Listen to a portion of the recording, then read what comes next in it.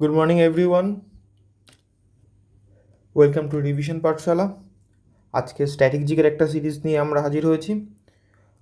এখানে প্রথম যে কোশ্চেনটা আছে, letter from a father to daughter, এই বইটি কে লিখেছেন? এই বইটি লিখেছেন জওহরলাল নেহেরু। অ্যাকচুয়ালি জওহরলাল নেহেরু এবং তার মেয়ে ইন্দিরা গান্ধীর মধ্যে যে কথোপকথনগুলো হতো চিঠির মাধ্যমে, সেটাকে একটা বইয়ের আকারে প্রকাশ করা হয়।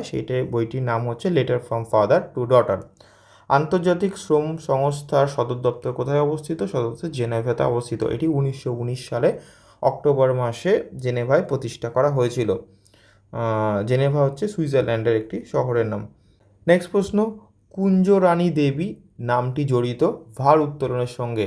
তিনি 1990 সালে বেজিং এবং 1994 সালে হিরোশিমা এশিয়ান গেমসে ব্রোঞ্জ পদক লাভ করেছিলেন। পশ্চিমবঙ্গের কোন জেলায় রাজা রামমোহন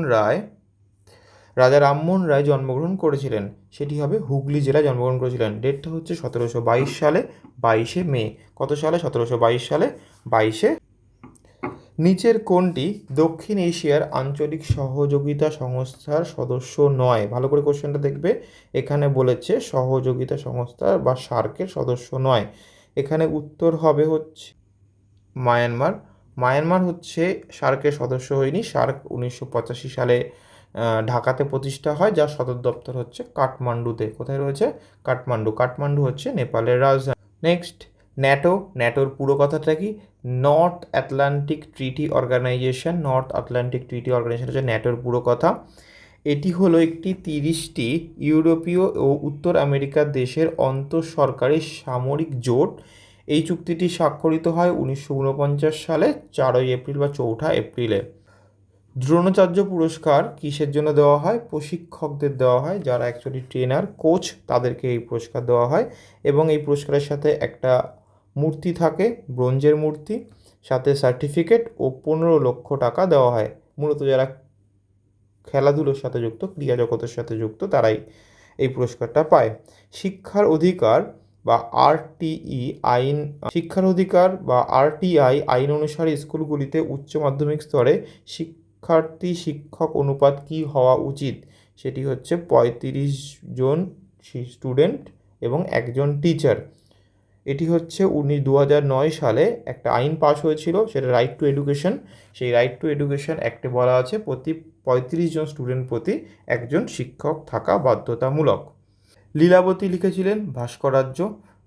ভাস্করাচার্য লীলাবতী নামক একটি গাণিতিক ও বীজগণিত গল্প লিখেছিল। হয়তো বা তার মেয়ের জন্য অঙ্ক একটু কম পারত, তাই ছন্দের আকারে উনি এই ভাস্করাজ্য একটি বই লিখেছিলেন।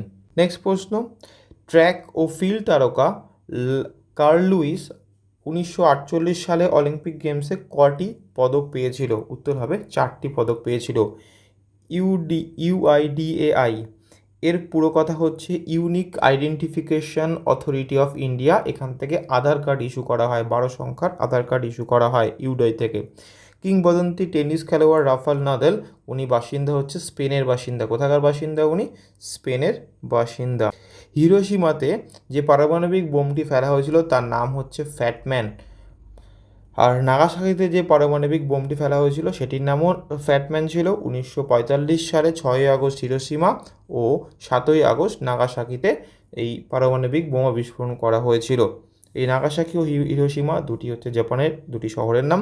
কান ফিল্ম ফেস্টিভ্যাল কোথায় অনুষ্ঠিত হয়? কান ফিল্ম ফেস্টিভ্যাল অনুষ্ঠিত হয়েছিল ফ্রান্সে। কোথায় অনুষ্ঠিত হয়েছিল? ফ্রান্সে। আজকের ভিডিও এই পর্যন্ত।